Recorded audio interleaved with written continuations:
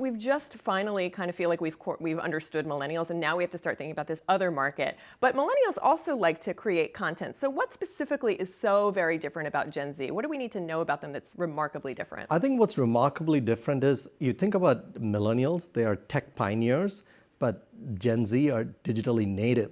So you think about, you go to a kid, they don't know how to read a book, but they know how to swipe. So they're brought into this native digital behavior.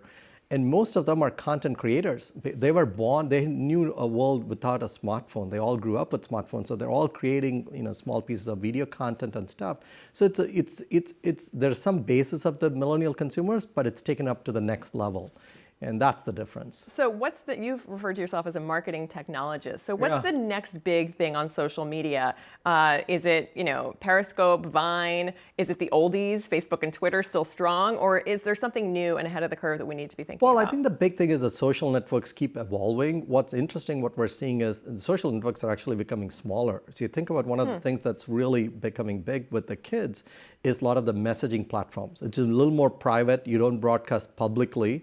It's a little more one-to-one. So I think as brands, we need to figure out, what is the role of the brand in a one-to-one kind of a messaging app space. Is Snapchat, would that fall into that category? Snapchat, WeChat, quite a bit of the smaller platforms. So much to keep track of.